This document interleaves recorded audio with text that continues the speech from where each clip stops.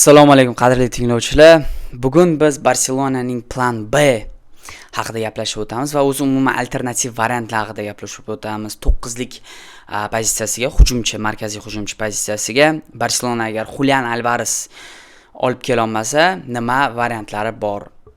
Shular haqida gaplashib o'tamiz. Birinchidan keling men Julian Alvares hozirgi holati haqida gaplashib o'taman. Oldingi videomda aytdim, 10-avgustda hamma narsa hal bo'ladi deb, lekin qiziqarli situatsiya bo'ldi. Nima bo'ldi?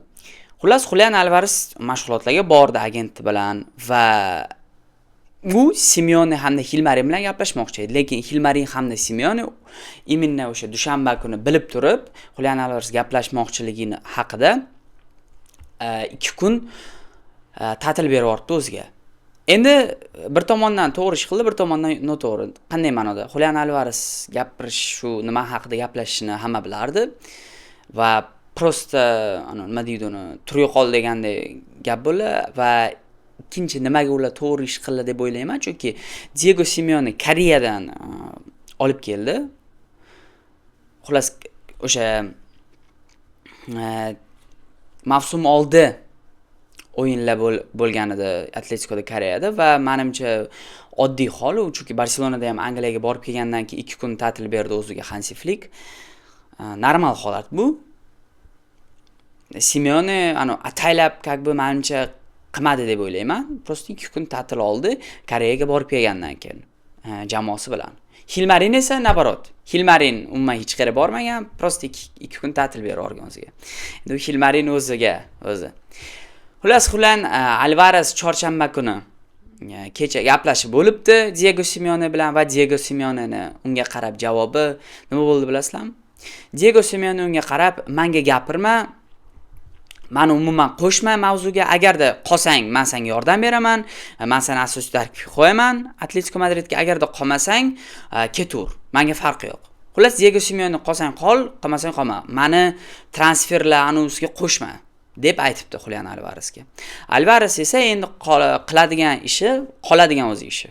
Hilmari bilan gaplashmoqchi. Xullas, Julian Alvares mana tinchgina hammasini muzokara orqali hal qilmoqchi.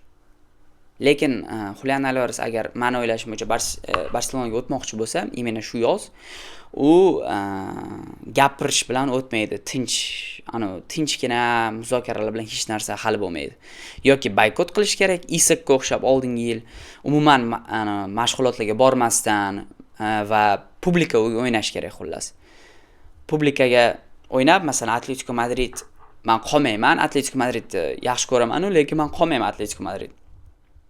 Va Hilmarin menga eslaringizda bo'lsa, fevralga u Hilmarin bilan gaplashib olibdi va unga aytibdi Hilmaringa: "Men Barselonaga o'tmoqchiman mana shu yoz. Agarda shunaqa taklif kelsa, meni qo'yib yuborasan.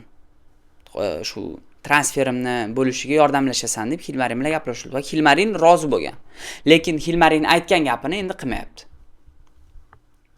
Shu narsani publikaga chiqarib, insiderlar orqali emas, mana o'zi Instagram post qo'yibmi yoki Twitterda qanaqadir nimadir yozibmi yoki YouTube video qo'yibmi, xullas nimadir qilib bo'lsa ham shu publikaga o'ynash kerak Julian Alvares. Lekin Julian Alvares unaqa qilmoqchi emas. Tinchgina muzokara orqali chiqib ketmoqchi.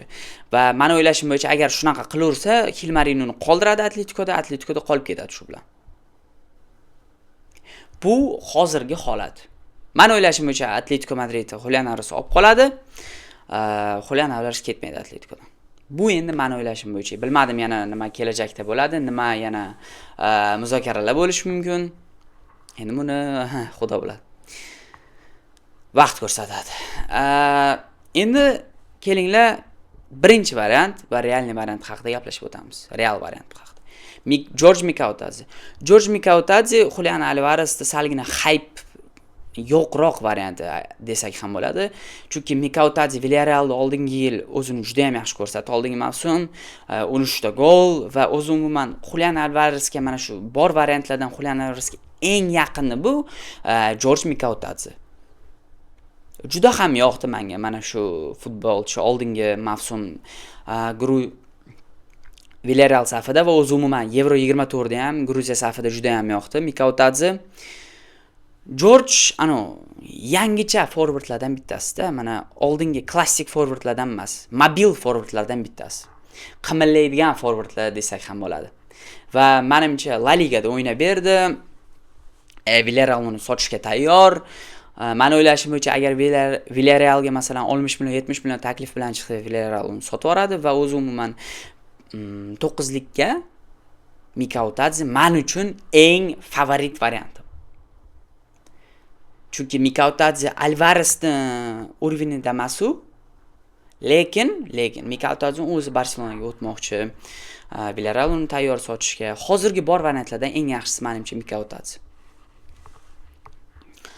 Yana bitta variant bor. Bu Lautaro Martinez. Lautaro Martinezga to'g'risi men ishonmayman. Nimaga ishonmayman? Lautaro Martinez jarohati juda ham ko'payib ketdi. Va o'zi umuman intensiv futbolga tayyor emas Lautaro. Lautaro Interga asosiy tarkibga ko'p o'yinlarda o'ynamayapti. Birinchidan, o'ynasa ham Serie A da o'ynayapti. Serie A bu intensiv futbol bo'yicha Yevropaning top 5 talikda eng yomoni. Intensiv futbol umuman yo'q Serie A'da. Va Lautaro tayyor bo'lgan va ikkinchidan Lautaro qolmoqchi Interda butun Lautaro Zanettiga o'xshab mana shunaqa Interni shu legendasi bo'lmoqchi. Va men uni masalan yomonlamayman o'ziga. Plus Inter uni sotaman demaydi ham. Inter bilan Barselona yaxshi anulada emas. Va men o'ylashim bo'yicha Inter sotsa ham 120 million, 130 millionga sotadi. Barselona esa endi Alvaresga undan ko'ra 150 million bergani yaxshiroq menimcha, chem yarim singan Lautaroga 130 million berib. Plus Lautaro o'zi xohlamayapti. Barselonaga nima ideal? Mana Barselonaning ideal transferi aytib beraymi sizlarga? Barselonaga ideal transfer birinchidan futbolchi shu hamma narsa qilish kerak Barselonaga o'tish uchun. Birinchi orzusi bo'lish kerak Barselonaga o'ynash uchun. Ikkinchi, klub uni sotishga tayyor bo'lish kerak. Uchinchi, futbolchini agenti Barselonani prezidenti yoki Deco bilan Joan Laporta yoki Deco bilan yaxshi munosabatda bo'lish kerak. Masalan, Pini Zahavi, Jorge Mendes, mana shunaqa agentlardan bittasi bo'lish kerak. O'shandagina Barselona o'sha futbolchini sotib olishi mumkin o'shanda. Men qaranglar, Cancelo bilan nima bo'lyapti? Cancelo'ni o'zi o'tmoqchi, Al-Hilal sotmoqchi, agenti Jorge Mendes, lekin o'shanda ham Cancelo hali ham Barselonaga o'tgani yo'q. Bilmadim nima qilmoqchi Cancelo'ni Barselona. Yana bitta variant bor, bu Rafinhani forvardda o'ynash. O'zi umuman Rafinha emas, Barselonaning ichki resursi bilan forvardda ishlatib turish. Rafinhani 9likda ishlatib turish, Gordonni, Olmoni, Ferminni kerak bo'lsa o'ynab beradi. Plus Hamza Abdelkarim ham bor. Yosh 9lik, agarda klassik 9lik kerak bo'lsa Barselonaga. Xullas, Barselonani shu 3 ta varianti bor. To'g'ri, boshqa anular ham bor. Insiderlar aytishicha bo'yicha Aslani bor edi, Vlahovic. Aslani juda ham yosh, umuman ishonmayman. Va Flickga hozir tayyor forvard kerak. Tayyor. Mana keladi, rezultat qilib bera oladi. Va Flickni intensiv futbolga, 90 minutlik futbolga pressing qiladigan mashina bo'lish kerak. Butun mavsum jarohatsiz chidab berish kerak Flickni futbolga, pressing futbolga. Va Julian Alvares o'sha futbolchilardan bittasi. Mikautadze Julian Alvaresdek masalan top уровеньdagi gotoviy, tayyor 9lik mastur, lekin uni masalan Aslani, mana shunaqalardan ko'ra tayyorroqda masalan. Plus Mikautadze Barselona sotib olsa, keyin Julian Alvares keyingi qish yoki keyingi yoz sotib olsa ham bo'ladi. Так что Fisnik Aslani bo'lmaydi. Yana bittasi Osimhen. Osimhen yaxshi forvard, juda ham yaxshi forvard, lekin odamning o'zi yomon. Barselona oila-ku. Tushunasizlarmi? Barselonaga oila, nima desam, muhiti yaxshi bo'lish kerak Barselonaga o'ynash uchun va Barselona futbolchilari yaxshi bo'ladi. Mana Ferran Torres salgina muhitni buzadigan boshladimi? Mana shu Barselonaga qarshi nimagadir o'zini umuman Ronaldo deb o'yladimi? Bo'ldi, Barselona sotib yuboryapti. To'g'ri, Ferran Torres kerak Barselonaga. Lekin kerak emas. Unaqa futbolchi, unaqa odam Barselonaning muhitiga buzadi bo'ldi. Shuning uchun kerak emas Barselonaga umuman Ferran Torres va sotishga tayyor hozir. Osimhen mana men o'qidim ko'p Twitter, Telegramda Osimhen zo'r forvard, gol urib beradi, ko'p urib beradi. Lekin Osimhen eng muammosi shundaki, asosiy muammosi Osimhen birinchidan maosh juda ham ko'p so'raydi. Tayyor turinglar, Osimhen Lamin Yamaldan ham ko'proq maosh so'raydi. Plus Osimhenning o'zi yaxshi odam emas. Insiderlar bo'yicha, men masalan men o'zim lishni bilmayman, lekin insiderlar bo'yicha Napolidan qanaqa qilib konflikt qilib ketuvdi Osimhen. Galatasarayda hozir qanaqa konfliktlar bo'layotibdi maosh to'g'risida. Shuning uchun Osimhen zo'r variant bo'lardi agarda o'zi ham yaxshi odam bo'lsa edi. Muhiti yaxshi bo'lsa edi. Lekin men o'ylashim bo'yicha unaqa odam emas Osimhen. Va o'zi ham ko'p maosh so'raydi va Galatasaray aytish bo'yicha 150 million so'raydi Osimhen uchun. Osimhen uchun 150 million. Julian Alvarez uchun Barselona bermoqchi emas 150 million. Qanaqa Osimhen 150 million? Darwin Núñez degan variantda ham bo'ldi endi u. Просто prikol variant. Yana nima? Vlahovic bo'lmaydi. Vlahovic Beshiktoshga o'tdi. Xullas Barselonaning mana shu 3 ta variant qoldi. Yoki Julian Alvarez, endi 4 ta variant deylik. Julian Alvarez oxirigacha, men sizlarga boshdan aytib o'taman. Barselona Julian Alvarez oxirigacha boradi.